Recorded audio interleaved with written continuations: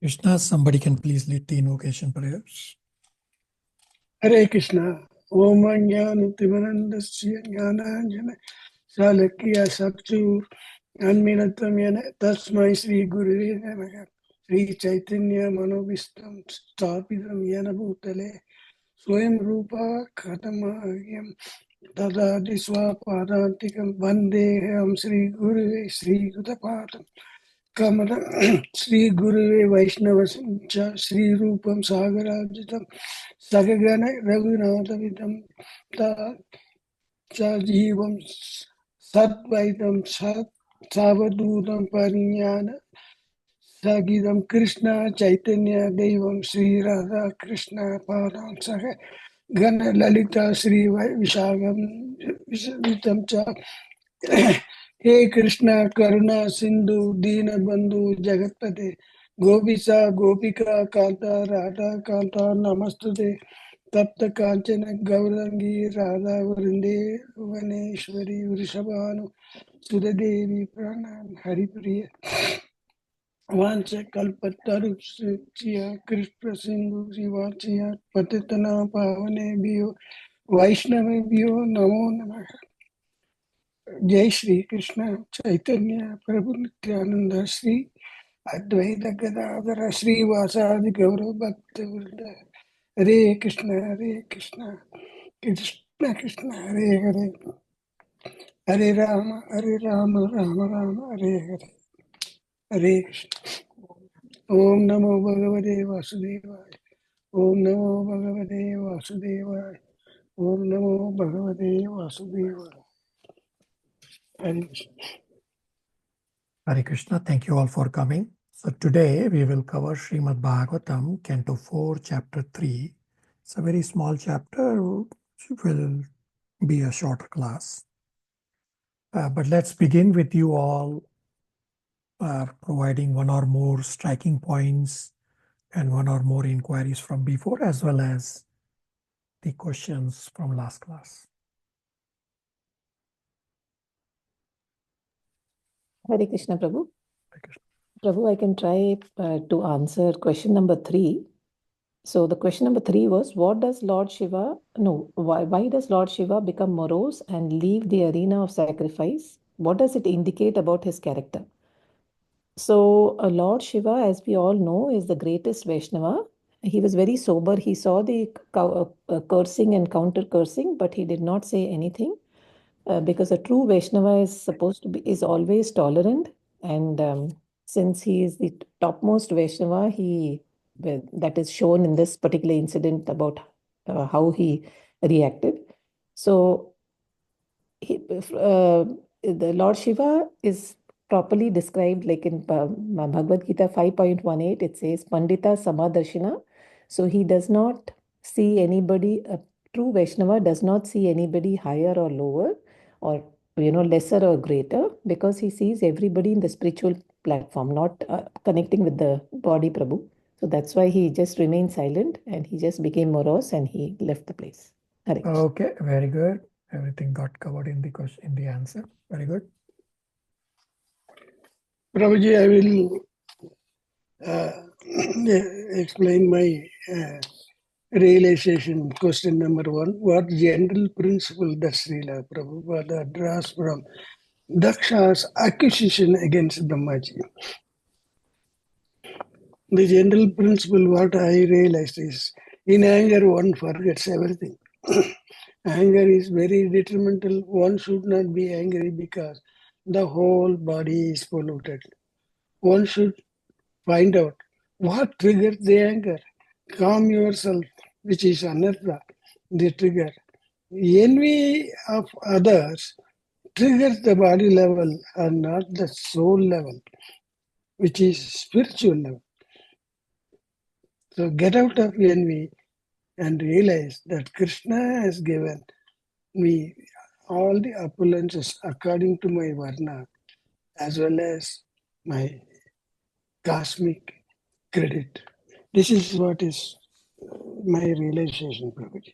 Okay, very good. Yeah, anger is very detrimental, and we should stay away from anger and all other anarthas. specifically anger, and that's why Daksha thinks himself bigger than anybody and everybody and goes on to curse even Brahmaji. All right, very good. Everything got covered with that question also. What else? Hare Krishna Prabhu, I had a question, Prabhu. Mhm. In this purport, when I was reading, it says Lord Shiva is the Lord of the Bhutas, or lower grade of living creatures who take shelter. So, Prabhu, who are these lower grade living creatures? Yeah, you are correct, and purport correctly describes. So lower creatures such as ghost or anybody lower who are Shudra or even lower, yeah, they all follow Shiva. And we discussed that when Daksha was cursing or chastising Shiva, one of the curses was, and acharyas have explained that Shiva elevates even the lowest of lowest person. That's how merciful he is. Although Daksha was calling Shiva as lower or crazy and in the mode of ignorance. So that was from chapter 2 verses 14 and 15, where Daksha was calling Shiva that he is mad, and crazy people in the mode of ignorance are his followers. And acharyas have explained that Shiva is actually merciful even to the most ignorant and actually goes on to elevate them to the spiritual platform. So yes, ghosts, etc., lower beings, they generally follow Shiva. Shalini.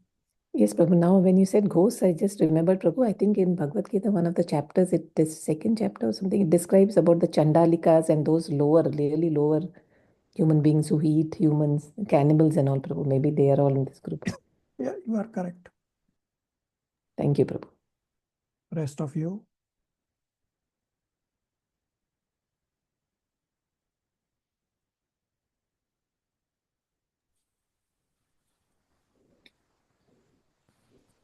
Prabhuji, your question too, I will respond only when you say okay. Gopal Prabhu, go ahead first.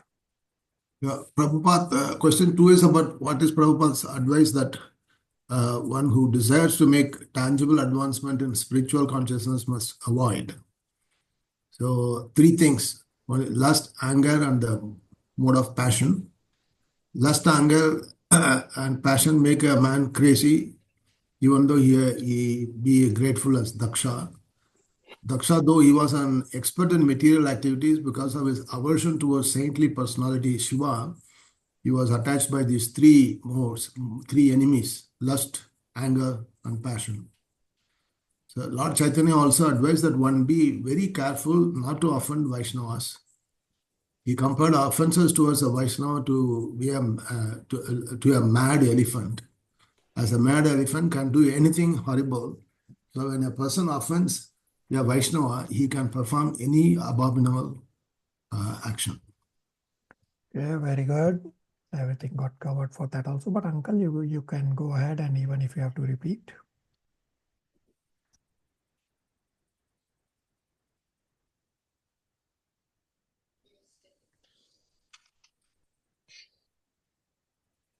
Prabhuji, you wanted me to. Yeah, go ahead, uncle.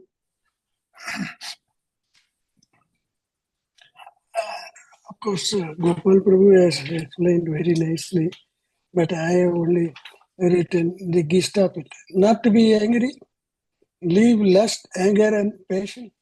Avoid so that we avoid craziness. Should not offend anyone. Learn to tolerate. This is what is my relationship. Okay, very good. Rest of you, any questions, comments, realizations from earlier classes?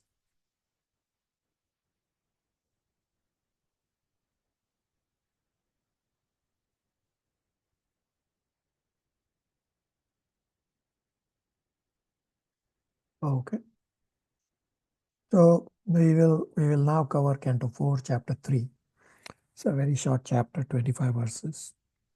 So, Chapter 3 is on pride. To answer Vidura's inquiry that why did Sati give up her body, Maitreya Muni describes the sacrifice conducted by Daksha, to which Lord Shiva was not invited. Chapter 3 is titled Talks Between Lord Shiva and Sati.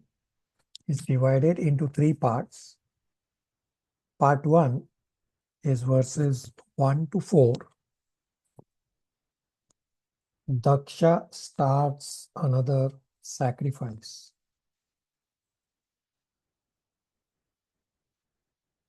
Part 2, verses 5 to 14. Sati tries to convince Shiva to go to the sacrifice.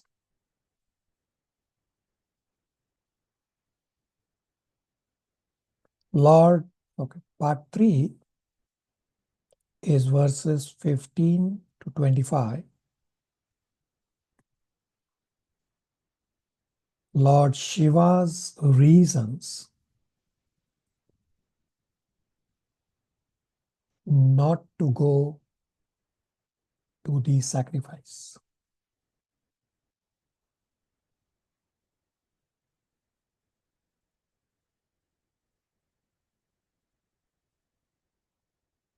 Prabhuji, would you please repeat the first one, 1 to 4? Yeah, I'll repeat all of them. Part 1 is verses 1 to 4. Daksha starts another sacrifice. Part 2, verses 5 to 14. Sati tries to convince Shiva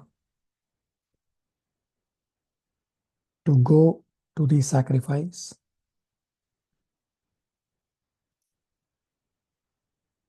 Part 3, 15 to 25.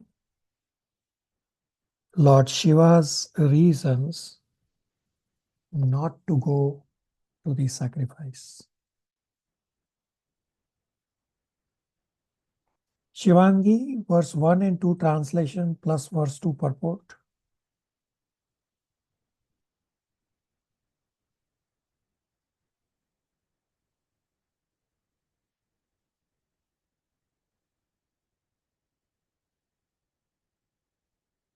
Shivangi. Hare Krishna. Text 1. Maitreya continued, in this manner the tension between the father-in-law and son-in-law, Daksha and Lord Shiva, continued for a considerably long period. Text 2. When Lord Brahma appointed Daksha the chief of all the Prajapatis, the progenitors of population, Daksha became very much puffed up. Puppet.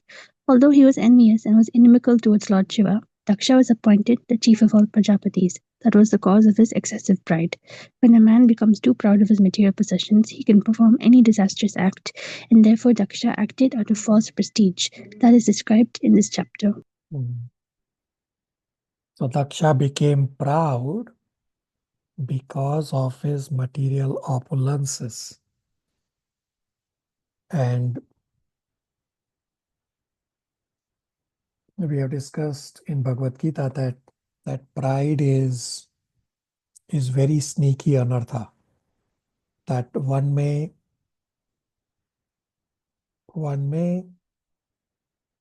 be able to cross all the anarthas and then still walk into the jaws of pride. So we have to be very, very careful with pride. Verses 3 and 4 are straightforward on Daksha's sacrifice. Mother Chandranti, 3 and 4 translation.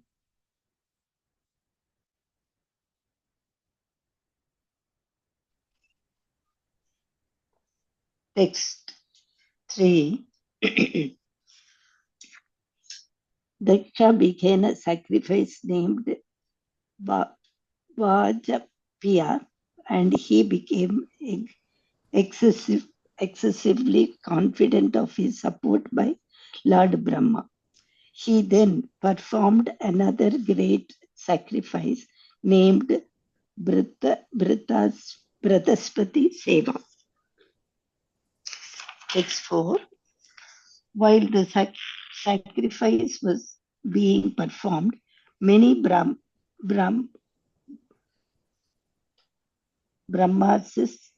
great sages, and ancestors,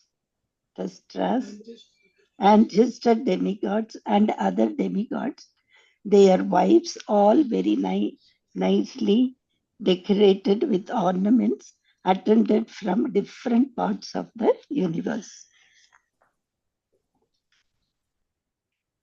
5 and 7. Hold on.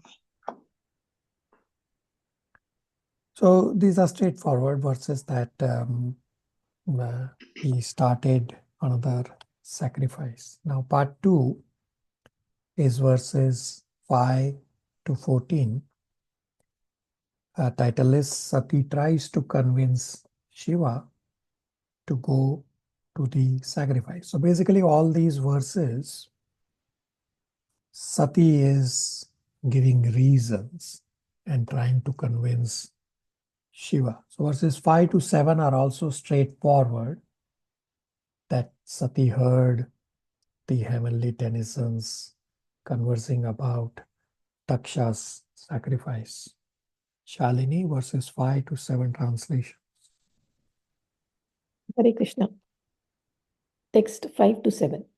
The chaste lady Sati, the daughter of Daksha, heard the heavenly denizens flying in the city conversing about the great sacrifice being performed by her father. When she saw that from all directions the beautiful wives of the heavenly denizens, their eyes very beautifully glittering, were near her residence and were going to the sacrifice, dressed in fine clothing and ornamented with earrings and necklaces with lockets, she approached her husband, the master of the bhutas, in great anxiety and spoke as follows. Hare Krishna. Okay, again, just straightforward. She's just observing. And from verses 8 to 14, Sati gives a lot of reasons and arguments to convince Shiva to go to the sacrifice. So we'll read 1 or 2 verses at a time to narrow down all the various reasons. Chandran Prabhu, verse 8 and 9 translations. Hare Krishna. Text 8. Sati said, My dear Lord Shiva, your father-in-law is now executing great sacrifices, and all the demigods having been invited by him are going there. If you desire, we may also go. Text 9. I think that all my sisters must have gone to this great sacrificial ceremony with their husbands just to see their relatives. I also desire to decorate myself with the ornaments given to me by my father and go there with you to participate in the assembly. So she says, it is your father-in-law's sacrifice. All demigods are also going. My sisters must have also gone with their husbands. And I also want to decorate myself and go there with you. Shivangi, you had a question?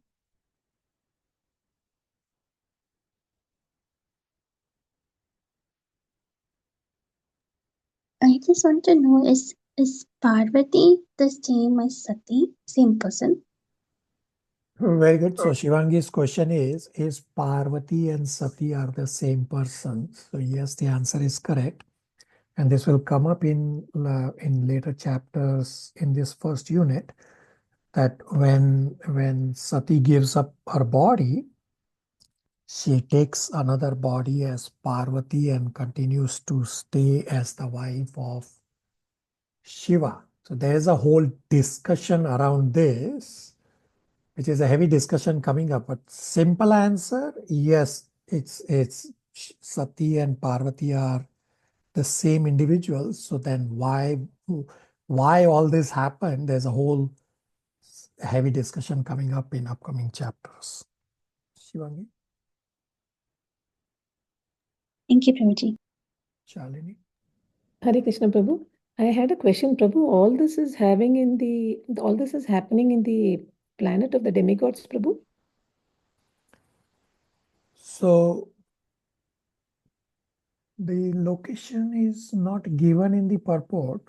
So it's somewhere in the material world, because Daksha is a Prajapati, so he's somewhere in the material world. Where exactly, it's not described. Now, Shiva is at Kailash Parvat. So later on it comes that Shiva leaves and goes to Kailash Parvat. It doesn't say from where he is living. It's somewhere in the material world, whether on earth, whether on heaven, somewhere in material world. That's the focus. Okay, Prabhu. No, I was just thinking about, even here also everybody they want to satisfy the senses, Prabhu. Like Sati is thinking about her. So So demigods have greater facility to satisfy the senses. So I have given the example earlier, and I'll repeat that if you eat a sweet here on earth, whatever taste or relishing that you get, if you eat the same sweet in heaven, the relishing is 1,000 times more, because the senses have more capacity to enjoy. And similarly, if you bang your head on earth, the pain that you get here on earth, and if you bang your head in hell you get 1,000 times more pain than what pain you got by banging your head here on earth. So yes, it's still within the material world. Demigods just have greater senses to satisfy their desires even more. Shalini?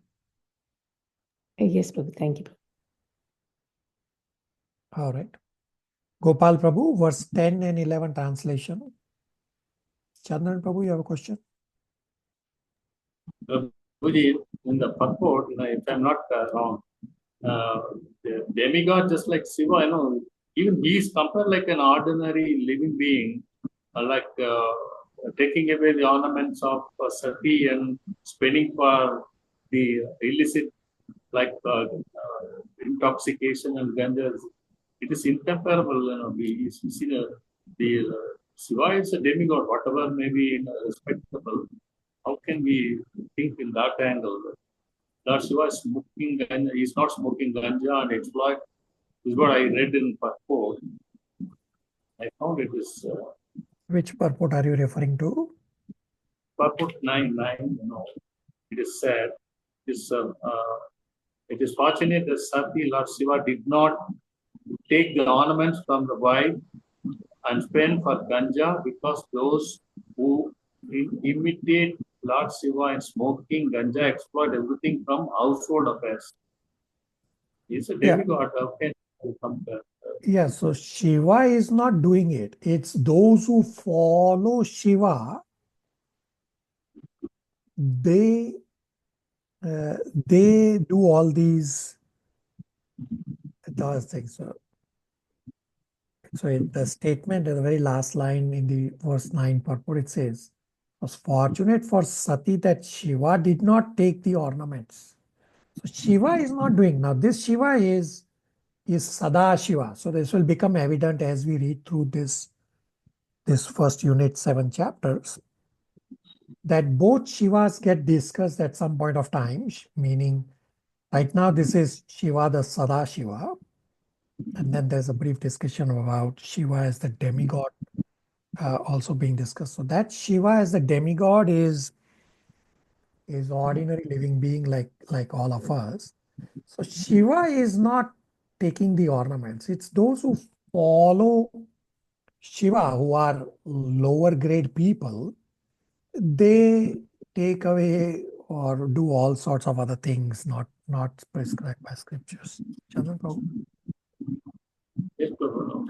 Okay. Thank you. Prabhuji, I have a small clarification. Mhm.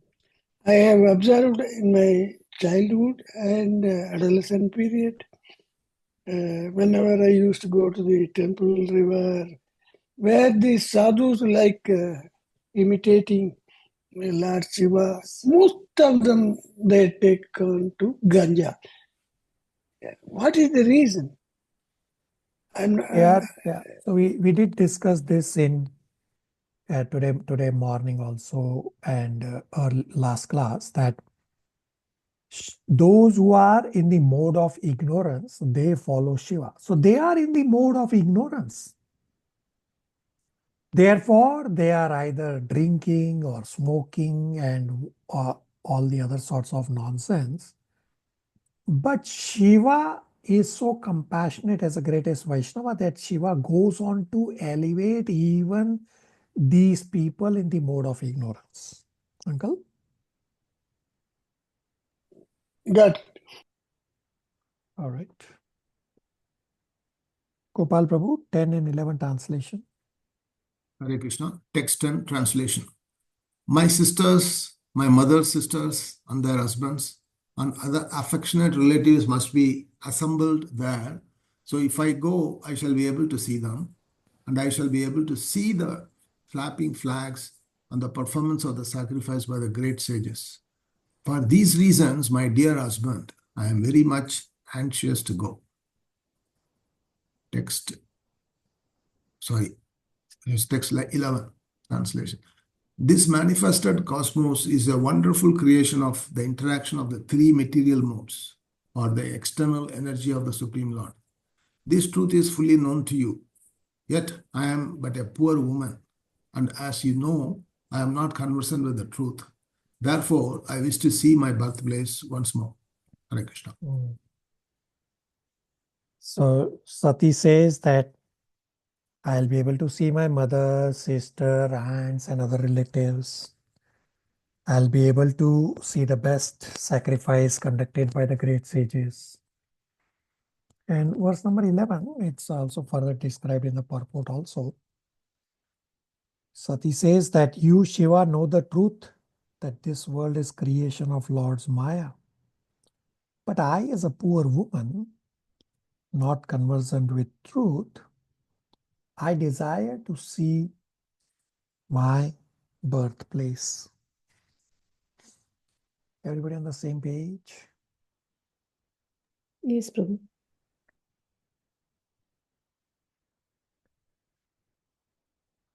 Yes, Later you can read purport 11.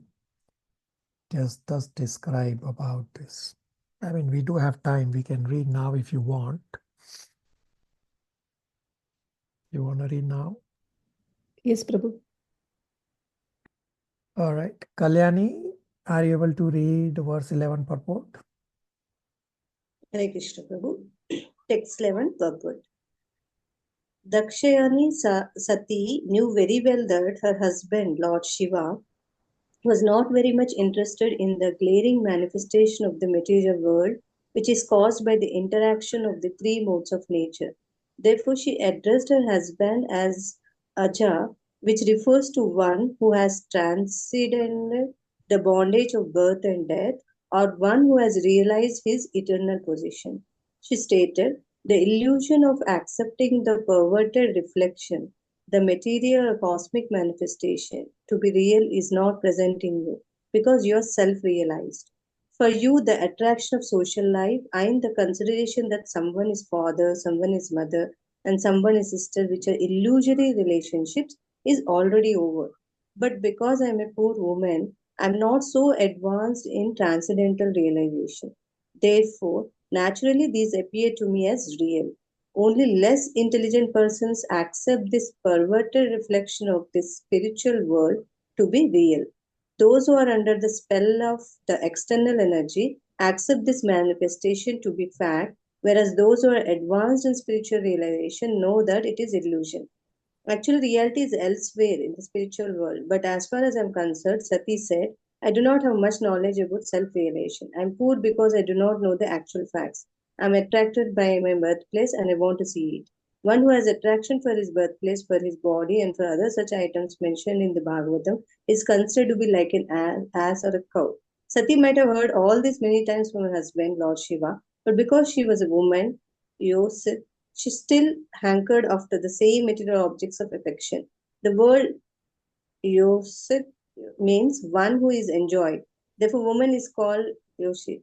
In spiritual advancement, association with Yoshit is always restricted because if one is like a play doll in the hands of Yoshit, then all spiritual advancement is at one stop. It is said, those who are just like playthings in the hands of a woman cannot make any advancement in spiritual revelation. Hare Krishna. So Sati is glorifying Shiva, that Shiva is self-realized, therefore all these material world occasions don't matter to him. But she goes, I am just a poor ordinary woman. I am attracted to this material world. Questions, comments, realizations? Hare Krishna Prabhu. Just one question or comment. So, in spite of Shiva being the topmost Vaishnava and Sati having his association, still Prabhu, she has all these hankerings? Yeah, so she is actually very humble. Later on, not later on, actually we have read in Canto 3, the example of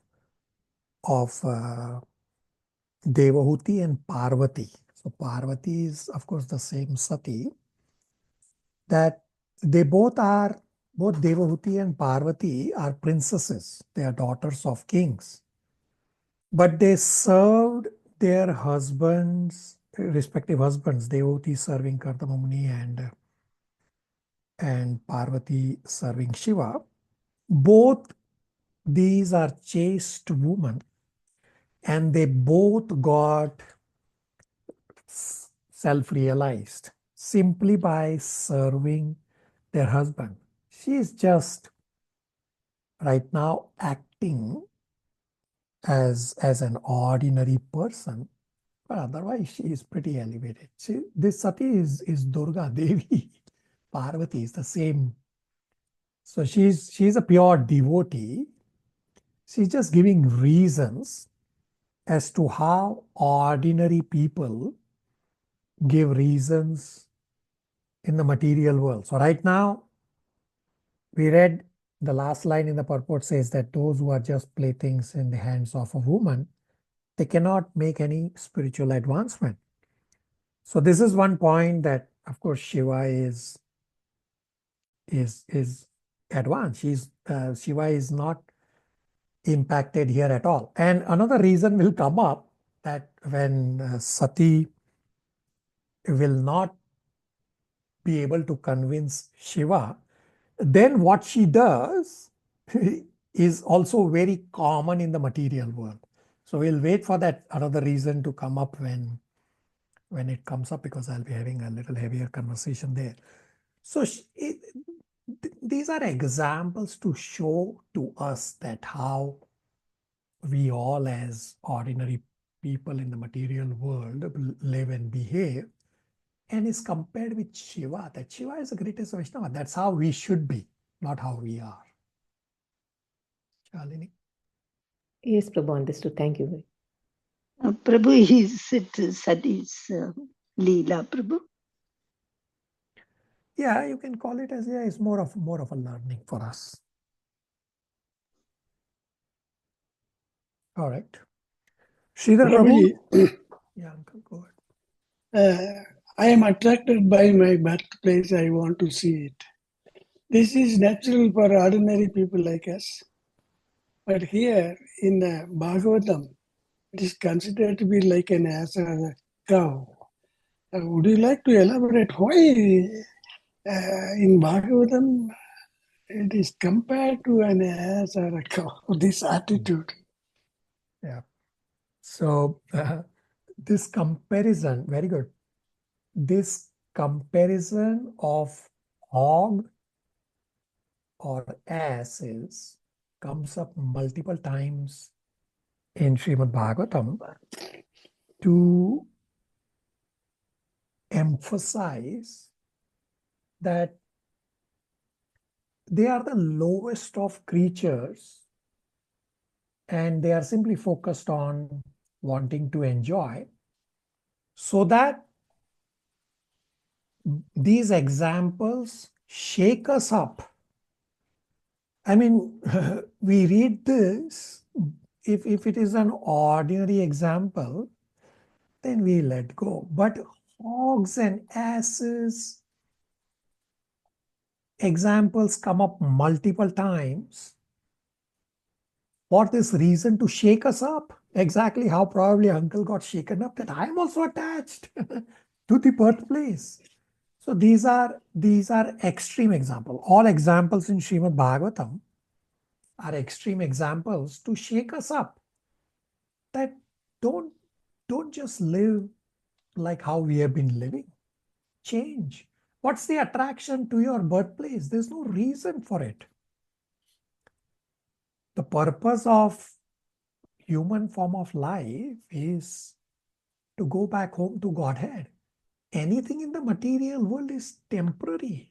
It doesn't belong to any one of us. It cannot satisfy the soul. So what's the point in being attracted to the birthplace? Uncle? Yes, Prabhuji, got it. All right. Sridhar Prabhu, You 12th. have distilled the, you have given the distilled portion of understanding. Thank you. Okay. Sridhar Prabhu, 12, 13, 14 translations.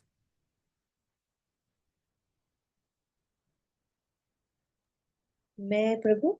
Yeah, go ahead. 12, 13, 14 translations. Text 12. O never born, O blue-throated one, not only my relatives but also other women dressed in nice clothes and decorated with ornaments are going there with their husbands and friends. Just see how their flocks of white airplanes have made the entire sky very beautiful. Text 13. O best of the demigods, how can the body of a daughter remain undisturbed when she hears that some festive event is taking place in her father's house? Even though you may be considering that I have not been invited, there is no harm if one goes to the house of one's friend, husband, spiritual master, or father without invitation. Text 14. O immortal Shiva, please be kind towards me and fulfill my desire. You have accepted me as half of your body. Therefore, please show kindness towards me and accept my request. Hare Krishna. All right. So Sati says, not only my relatives, but other ornamented women are also going there with their husbands. The festivity is visible in the sky with moving swan-like airplanes. And she glorifies Shiva that you are blue-throated because of drinking poison. You showed kindness to others. So please show kindness to me also. And then she says, how can a daughter be undisturbed hearing of festive event at her father's house? And there is no harm in going to house of a friend, husband, guru, or father without invitation. And then Chatigo goes on to say that you are merciful. Therefore, please show kindness towards me. So she's giving so many reasons to convince Shiva. And next set of verses, Shiva will give his arguments as to why to not go. Everybody on the same page? Any questions so far before we read the next set of verses?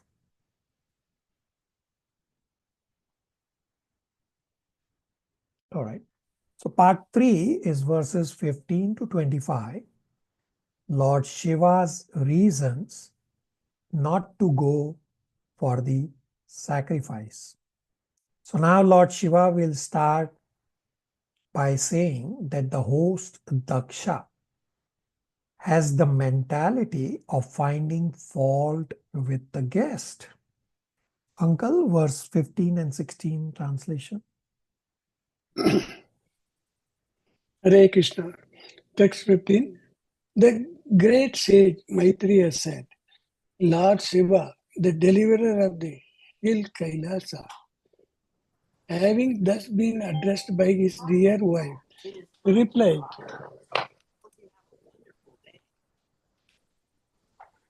replied smilingly, although at the same time he remembered the malicious, heart-piercing speeches delivered by Daksha before the guardians of the universal affairs. Text 16.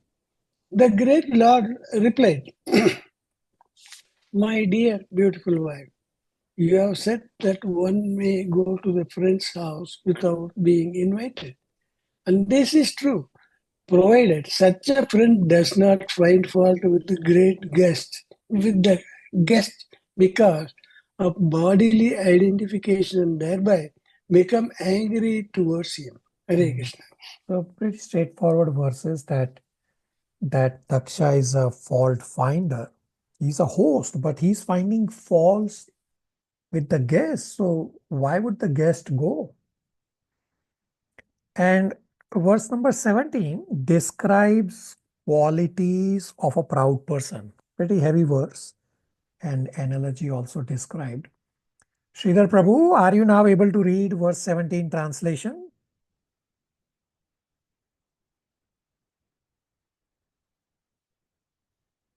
Hare Krishna. Text 17, translation. Although the 6 qualities, education, austerity, wealth, beauty, youth, and heritage are for the highly elevated, one who is proud of possessing them becomes blind, and thus he loses his good sense and cannot appreciate the glories of great personalities. Hare Krishna. We'll soon read the purport also for this. It's a heavy purport. So the 6 qualities of saintly people are knowledge, austerity, wealth, beauty, youth, and heritage. And if somebody gets puffed up, these same qualities make a person proud and blind. In the purport, there is an analogy given of the serpent, that why a serpent is considered envious of other living entities. Sridhar Prabhu, 17 purport. Hare Krishna. Purport. It may be argued that since Daksha was very learned, wealthy and austere and had descended from a very exalted heritage, how could he be unnecessarily angry towards another? The answer is that when the qualities of good education, good parentage, beauty, and sufficient wealth are misplaced in a person who is puffed up by all these possessions, they produce a very bad result. Milk is very nice food, but when milk is touched by an envious serpent, it becomes poisonous. Similarly, material assets such as education, wealth, beauty, and good parentage are undoubtedly nice. But when they decorate persons of a malicious nature, then they act adversely. Another example given by Chanakya Pandita is that a serpent that has a jewel on its head is still fearful because it is a serpent. A serpent by nature is envious of other living entities, even though they may be faultless. When a serpent bites another creature, it is not necessarily because the other creature is at fault. It is a habit of a serpent to bite innocent creatures. Similarly, although Daksha was qualified by many material assets because he was proud of his possessions and because he was envious, all those qualities were polluted. It is sometimes therefore detrimental for a person advancing in spiritual consciousness or Krishna consciousness to possess such material assets. Kunti Devi, while offering prayers to Krishna, addressed him as Akinchana Gochara, one who is easily approached by those who are bereft of all material acquisitions. Material exhaustion is an advantage for advancement in Krishna consciousness. Although if one is conscious of his eternal relationship with the Supreme Personality of Godhead, one can utilize one's material assets such as great learning and beauty and exalted ancestry for the service of the Lord. Then such assets become glorious. In other words, unless one is Krishna conscious, all his material possessions are zero. But when the zero is by the side of Supreme One, it at once increases the value to 10. Unless situated by the side of the Supreme One, zero is always zero. One may add 100 zeros, but the value will still remain zero. Unless one's material assets are used in Krishna consciousness, they may play havoc and degrade the possessor. Hare Krishna. So analogy given with the milk, that milk is very nice food. But when milk is touched by envious serpent, it becomes poisonous. Similarly, material assets such as education, wealth, beauty, and good parentage are undoubtedly nice. But when they decorate a person of malicious nature, then they act adversely. The serpent by nature is envious of other living entities, even though the other living entities are faultless. So when a serpent bites another creature, it is not necessarily that the other creature is at fault. It is just that the habit of a serpent is to bite innocent creatures. And the same applies in the material world also, that when somebody is puffed up with these qualities such as education, parentage, beauty, wealth, etc., these become misplaced. The person is puffed up and they end up chastising, becoming angry, or offending devotees and Vaishnava. This is the reason. That's why the comparison of the serpent is given here, that these people in the material world also become similar to serpent, that for no reason they go on to be fault finders or commit offenses and whatnot. Therefore, milk is very nice, but when milk is touched by envious serpent, it becomes poisonous. Similarly, material assets such as education, wealth, beauty, good parentage are definitely nice. But when they decorate persons of malicious nature, then the same material assets, the same qualities act adversely. Therefore, it says that although Daksha was qualified by many material assets, but because he was proud of his possessions and because he was envious, all these qualities were polluted.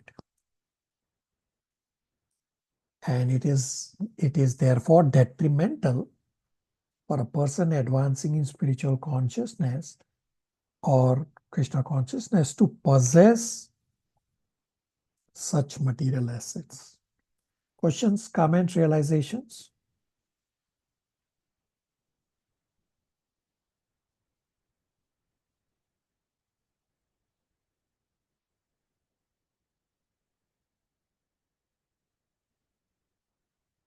And Prabhupada goes on to explain the analogy that unless one is Krishna conscious, all the material possessions are zero.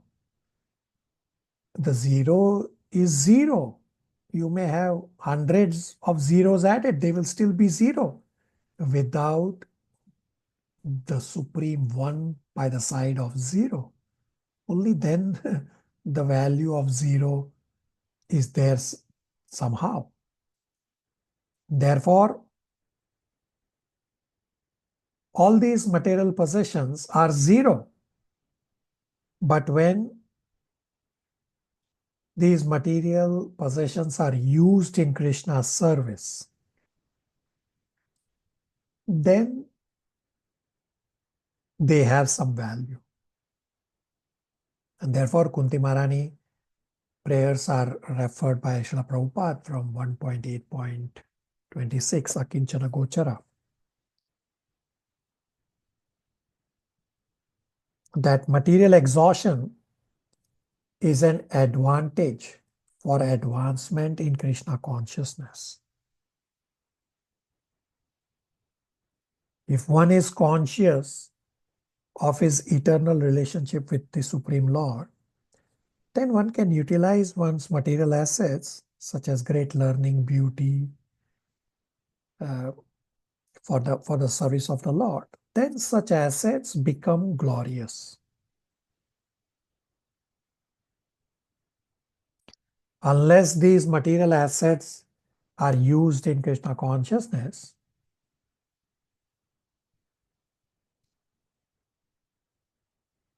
they otherwise play havoc and degrade the person.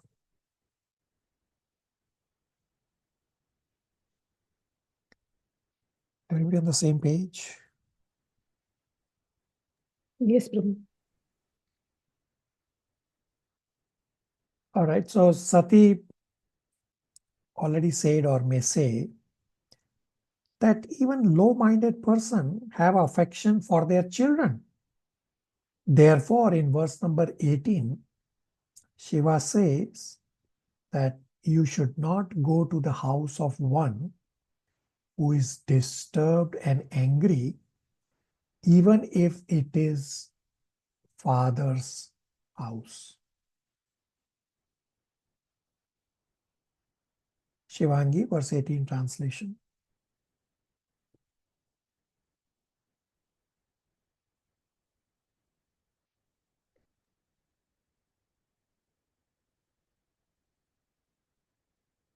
Text 18, translation. One should not go to anyone's house even on the consideration of his being a relative or a friend when the man is disturbed in his mind and looks upon the guest with raised eyebrows and angry eyes. And then Sati may argue that she would be tolerant. Therefore, Shiva says that the harsh words of relatives hurt more than sharp arrows. So again, heavy purport. Shalini, verse 19, translation and purport, and then 20 translation. Hare Krishna. Text 19. Lord Shiva continued, if one is hurt by the arrows of an enemy, one is not as aggrieved as when cut by the unkind words of a relative, for such grief continues to rend one's heart day and night. Text 20. My dear, why... 19 purport. Oh, sorry, Prabhu. Purport. Sati might have concluded that she would take the risk of going to her father's house, and even if her father spoke unkindly against her, she would be tolerant, as a son sometimes tolerates the reproaches of his parents. But Lord Shiva reminded her that she would not be able to tolerate such unkind words because natural psychology dictates that although one can suffer harm from an enemy and not mind so much because pain inflicted by an enemy is natural. When one is hurt by the strong words of a relative, one suffers the effect continually, day and night, and sometimes the injury becomes so intolerable that one commits suicide. Text 20, translation. My dear white-complexioned wife, it is clear that of the many daughters of Daksha, you are the pet. Yet you will not be honored at his house because of your being my wife. Rather, you will be sorry that you are connected with me. Hare Krishna. So question is, what is the natural psychology that dictates us? So Prabhupada explained in the purport we read that Sati might have concluded that she would take the risk of going to her father's house, and even if her father spoke unkind words against her, she would tolerate, as a son tolerates the parents. And Lord Shiva reminded that she would not be able to tolerate such unkind words because natural psychology dictates that although one can suffer harm from an enemy Because you are prepared. You know that enemy is going to hurt me. While with relatives, you are not prepared. You are not expecting any hurt. And therefore, enemy is hurt, you don't mind. Because the pain inflicted by enemy is natural. But when one is hurt by strong words of a relative, one suffers the effects continually, day and night. And sometimes the injury becomes so intolerable that one commits a suicide. Questions, comments, realizations?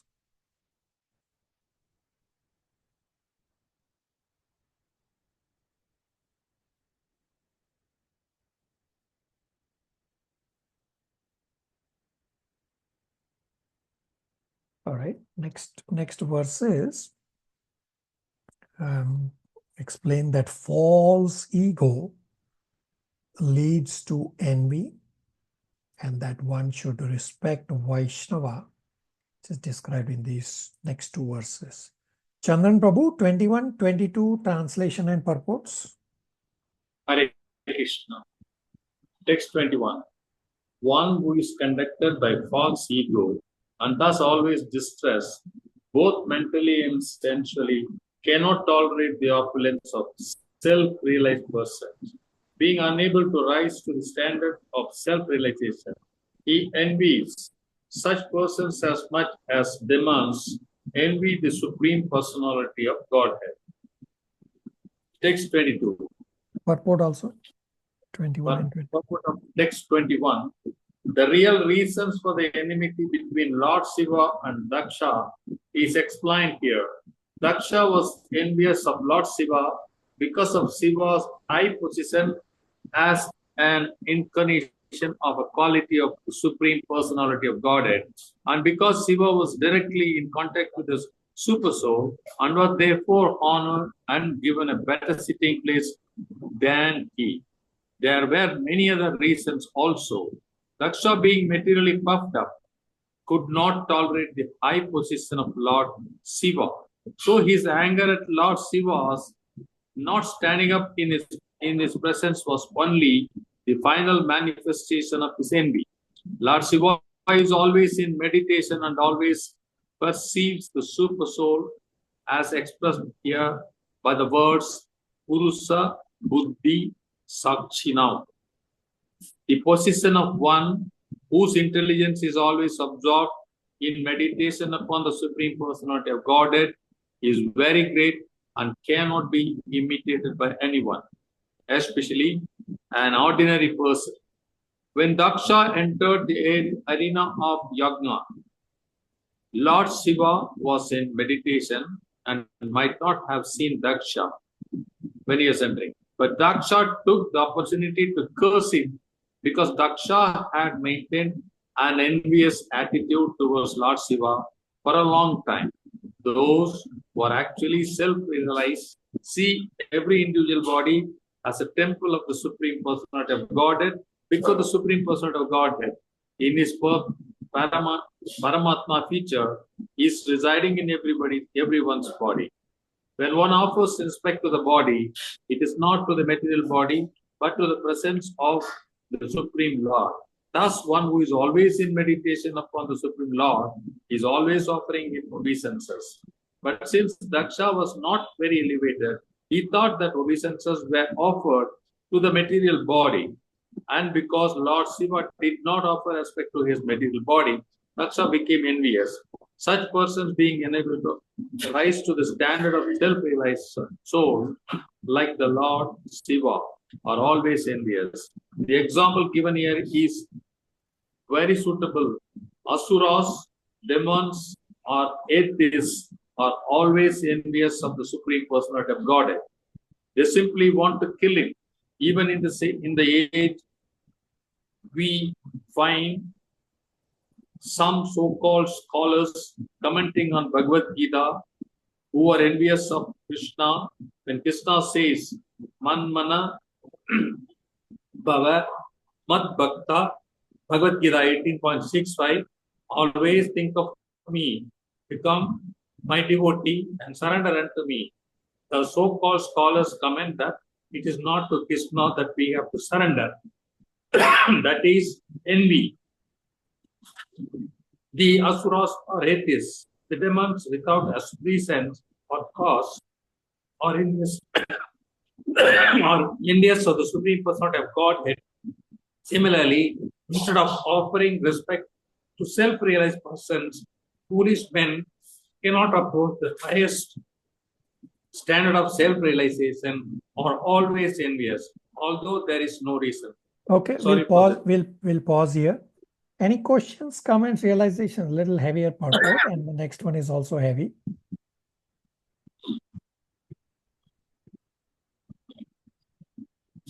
Okay, it will continue. So, I realized that Daksha was not ignored, but Shiva was in meditation, which was misunderstood that his father-in-law being ignored by Shiva due to his arrogance and opulence. You are Am I correct. right? Yeah. So Shiva is the greatest Vaishnava. He is qualitative incarnation, and he is always in meditation. Therefore, when you offer respects to somebody, say if you are a Vaishnava, then you are not offering respect to the body, or offering respects to The soul. To the soul, or the supreme, also Soul. the Paramatma within the body as well. Uncle? Got it. Chandan Babu, are you okay to read, or can we ask Uncle to read? Prabhuji, I can read it. All right. 22, translation and purport. Text 22. My dear young wife, certainly friends and relatives offer mutual greetings by standing up, welcoming one another and offering obeisances. But those who are elevated to the transcendental platform, being intelligent, offer such respects to the super soul who is sitting within the body, not to the person who identifies with the body. Purport.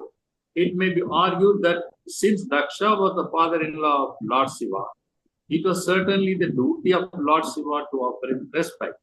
In answer to that argument, it is explained here that when a learned person stands up or offers obeisances in welcome, he offers respect to the super soul who is sitting within everyone's heart. It is seen, therefore, among Vaishnavas that even when a disciple offers obeisances to his spiritual master, the spiritual master immediately returns the obeisances because they are mutually offered not to the body but to the super soul. Therefore, the spiritual master also offers respect to the super soul situated in the body of the disciple. The Lord says in Srimad Bhagavatam that offering respect to his devotee is more valuable than offering respect to him. Devotees do not identify with the body. So offering respect to a Vaishnava means offering respect to Vishnu. It is stated also that as a matter of etiquette, as soon as one sees a Vaishnava, one must immediately offer him respect, indicating the super soul sitting within. A Vaishnava sees the body as a temple of Vishnu. Since Lord Shiva had already offered respect to the super soul in Krishna consciousness, offering respect to Daksha, who identified with his body, was already performed. There was no need to offer respect to his body, but that is not directed by any Vedic injunction. Hare Krishna. So Daksha was materially puffed up and envious of Lord Shiva because Shiva's high position as a qualitative incarnation of the Supreme Lord. Hence, Shiva was honored and respected more, but Daksha did not understand and realize Shiva's position. Therefore, it says that when you offer obeisances, you are offering respects to the Paramatma within. So many devotees across all batches last year when they met my spiritual master, His Grace Vaishekadas Adhikari, my spiritual master offered obeisances back to all of them, exactly what is described right here. Even though all the devotees from the classes are not his disciple, at least for now, or at least they don't know, even though it might be true that you all are disciples of him or some spiritual master. But he offered obeisances back to all of them. Why? He's showing by example that you're not offering obeisances to the body, you're offering obeisances to the super soul in the body of the other. The body is just a temple for the super soul. Questions, comments, realizations?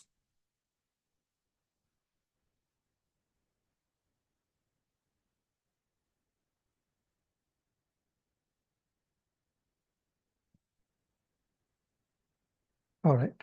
Verse number 23 describes Shuddha Sattva or Vasudev consciousness plus as an analogy. Uncle, 23 translation and purport.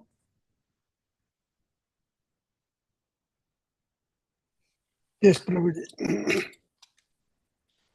Text 23. I am always engaged in offering obeisance to Lord Vasudeva in pure Krishna consciousness. Krishna consciousness is always pure consciousness in which the Supreme Personality of Godhead, known as Vasudeva, is revealed without any covering. Purport. The living entity is constantly pure, constitutionally pure. Asanga hai, I am Purush, Sapurusha. In the Vedic literature, it is said that the soul is always pure and uncontaminated by material attachment. The identification of the body with the soul is due to misunderstanding. As soon as one is fully Krishna conscious, it is to be understood that one is in his pure, original, constitutional position. This state of existence is called Shuddha Sattva, which means that it is transcendental to the material qualities, since Shuddha Sattva existence is under the direct action of the internal potency.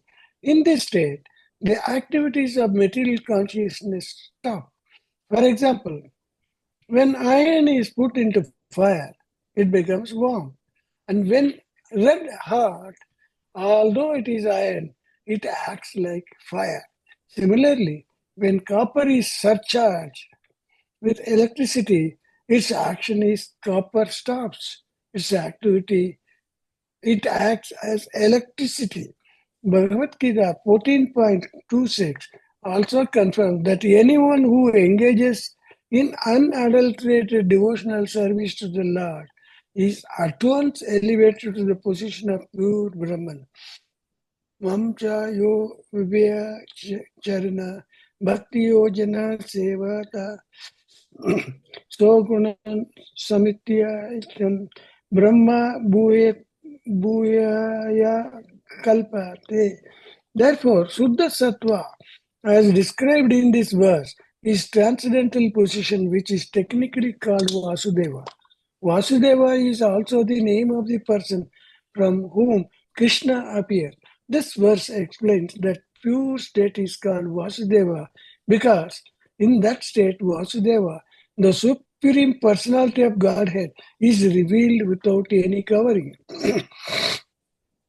To execute unadulterated devotional service, therefore, one must follow the rules and regulations of devotional service without desire to gain material profit by fruitive activities or mental speculation.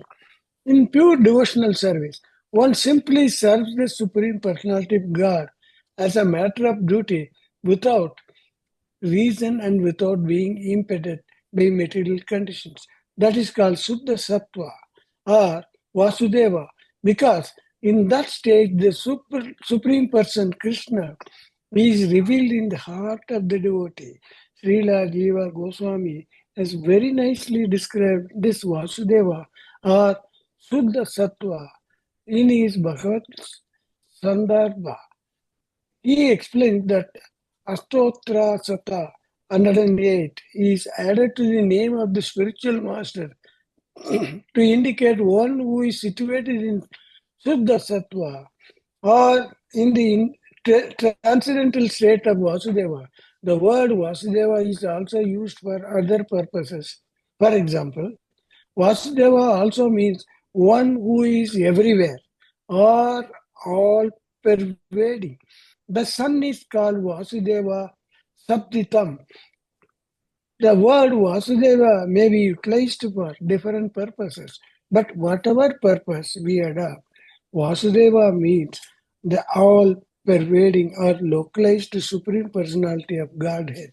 In Bhagavad Gita 7.19, it is also stated, Vasudeva Sarvam iti, factual realization used to understand Vasudeva, the Supreme Personality of Godhead, and surrender unto him. Vasudeva is the ground wherein Vasudeva, the Supreme Personality of Godhead, is revealed. When one is free from contamination,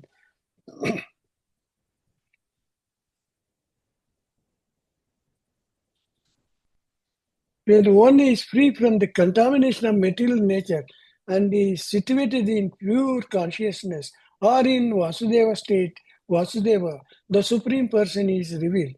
This state is called Kaivalya, which means pure consciousness. Jnana Satvikam Kaivalyam. When one is situated in pure transcendental knowledge, one is situated in Kaivalya. Therefore, Vasudeva also means Kaivalya, a word which is generally used by impersonalists. Impersonal Kaivalya is not the last stage of realization. In Krishna consciousness, Kaivalya, when one understands the Supreme Personality of Godhead, then one is successful in that pure state by hearing, chanting, remembering, etc. Because of the development of the knowledge of the science of Krishna, one can understand the Supreme Personality of Godhead. All these activities are under the guidance of the internal energy of the Supreme Lord. The action of the internal potency is also described in this verse, Apavrita, free from any covering, because the Supreme Personality of Godhead, His name, His form, His quality, His paraphernalia, etc., being transcendental or beyond material nature. It is not possible to understand any one of them with the materialistic senses. When the senses are purified by this discharge of pure devotional service, Hrishikesha Sevana Bhakti Usayate, the pure senses can see Krishna without covering. Now one may inquire that since factually the devotee has the same material existential body, how is it possible that the same materialistic eyes become purified by devotional service? The example, as stated by Lord Chaitanya, is that the devotional service cleanses the mirror of the mind. In a clean mirror, one can see one's face very distinctly. Similarly, simply by cleansing the mirror of the mind, one can have a clear conception of the Supreme Personality of Godhead. It is stated in Bhagavad Gita 8.8, Abhishaya Yoga Yuktena, by executing one's prescribed duties in devotional service, Chetasa Nanya Gamina, or simply by hearing about God and chanting about Him, if one's mind is always engaged in chanting and hearing and is not allowed to go elsewhere, one can realize the Supreme Personality of Godhead.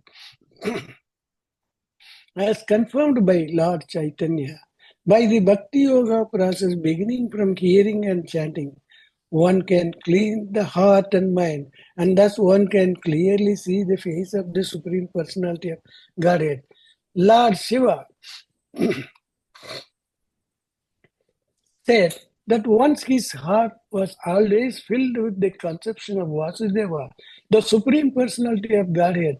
Because of the Lord's presence within his mind and heart, he was always offering obeisance unto the Supreme God. In other words, Lord Shiva is always in trance, samadhi. This samadhi is not under the control of the devotee, it is under the control of Vasudeva. For the entire internal energy of the Supreme Personality of Godhead acts under his order. Of course, the material energy also acts by his order, but his direct will is specifically executed through the spiritual energy. Thus, by his spiritual energy, he reveals himself.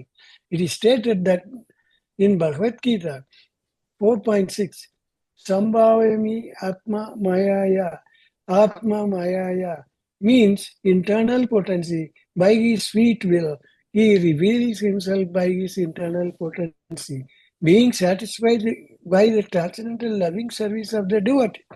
The devotee never commands, "My dear Lord, please come here so that I can see you."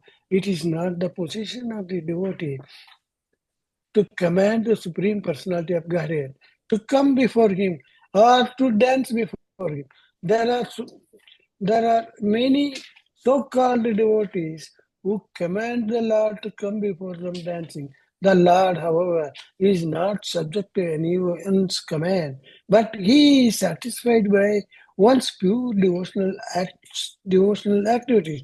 He reveals himself. Therefore, a meaningful word in this verse, adoksaja, where it indicates that the activities of our material senses will fail to realize the Supreme Personality of Godhead. One cannot realize the Supreme Personality of Godhead simply by the attempt of one's speculative mind. But if one desires, he can subdue all the material activities of his senses. And the Lord, by manifesting in spiritual energy, can reveal himself to the pure devotee. When the Supreme Personality of Godhead reveals himself to the pure devotee, the devotee has no other duty than to offer him respectful obeisances. The absolute truth reveals himself to the devotee in his form. He is not formless. Vasudeva is not formless. For it is stated in this verse that as soon as the Lord reveals himself, the devotee offers his obeisances. Obeisances are offered to a person, not to anything impersonal. One should not accept Mayavata interpretation that Vasudeva is impersonal. As stated in Bhagavad Gita, Parapariye, one surrenders to a person, not to impersonal non-duality. Whenever there is a question of surrendering or offering obeisances, there must be an object of surrender or obeisances. Hare Krishna. Yeah, so long purport explains with an analogy the Suddha Sattva or Vasudev consciousness, that when iron is put into fire, iron acts like fire. Or when copper is surcharged with electricity, its action as copper stops, it acts as electricity. And similarly, Bhagavad Gita confirms that one who engages in unadulterated devotional service is at once elevated to the position of pure Brahman. So this state is the existence called Shuddha Sattva or Vasudev consciousness. Means it is transcendental to material qualities because Shuddha Sattva existence is under the direct action of internal potency. In this state, the activities of the material consciousness stop, just as explained in the analogy that copper surcharged with electricity, copper is no longer acting as copper. That copper is acting as electricity. Or iron, when put into fire, iron is no longer acting as iron. Iron is acting as fire. Questions, comments, realizations?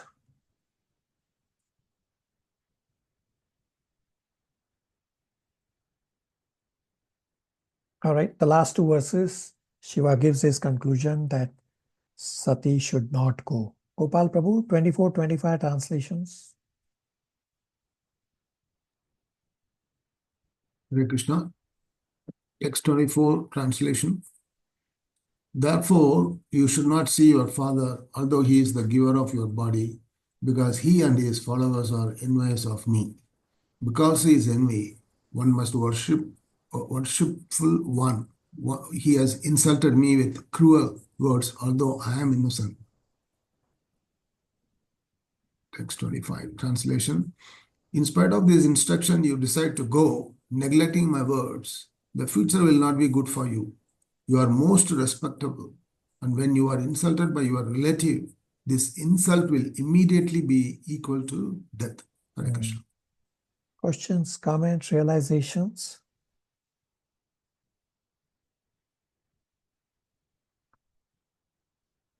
Thus ends the Bhaktivedanta purports of the 4th canto, 3rd chapter of the Srimad Bhagavatam, entitled Talks Between Lord Shiva and Sati. Homework questions. We have a lot of homework questions to write. Question number 1. Why is serpent considered envious of other living entities?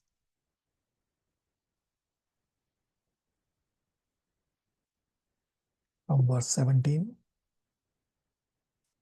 Number 2.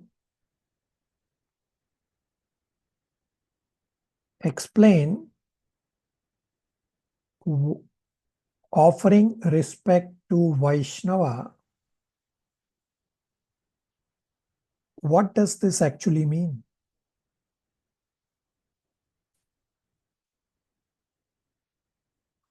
Comes from 21-22.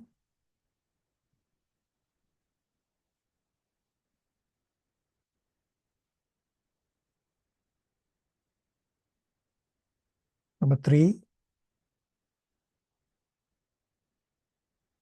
Explain what is Shuddha Sattva existence. Comes from verse 23.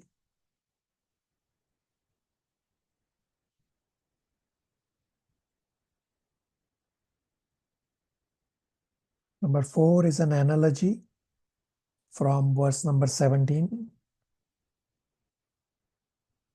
Milk is very nice food, but when milk is touched by an envious serpent, it becomes poisonous. Similarly, material assets such as education, wealth, beauty are nice, but when they decorate persons of malicious nature, then they act adversely.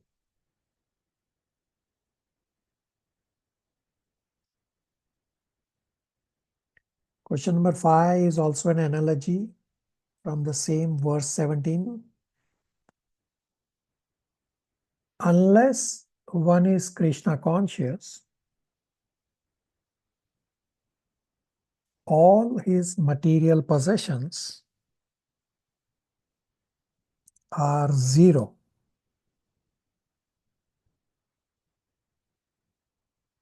But when this zero is by the side of the Supreme One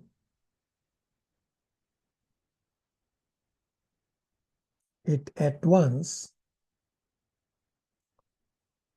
increases in value to 10.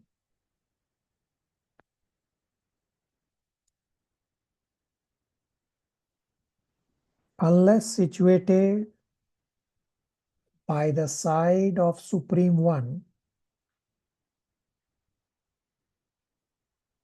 0 is always 0.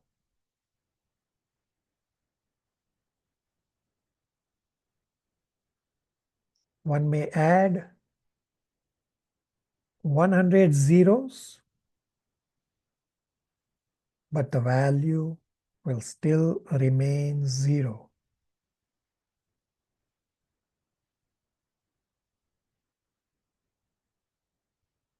Number 6 question is also an analogy from verse number 23.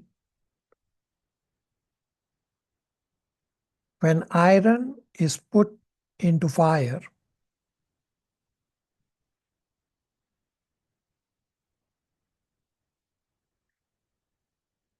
and becomes red hot, although it is iron, it acts like fire.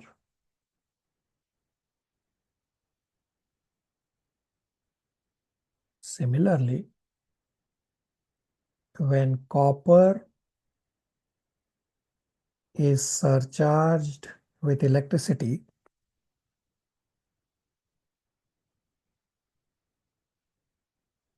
its action as copper stops. It acts as electricity.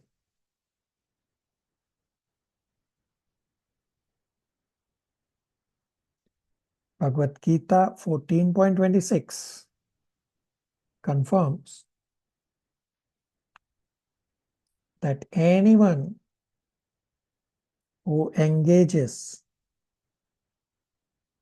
in unadulterated devotional service to the Lord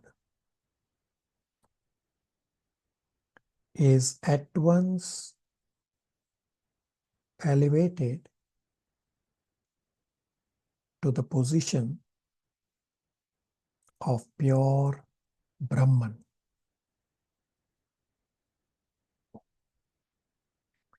And last, number 7 for next class, read Canto 4, Chapter 4.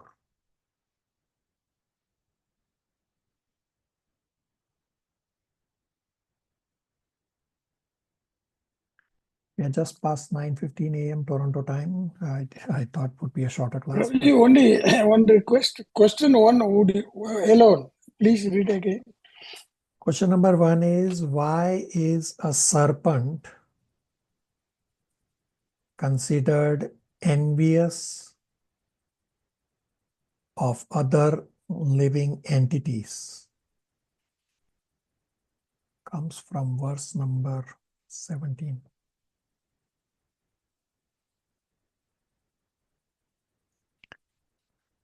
Hare Krishna. Thank you, We Prabhu. will stop here.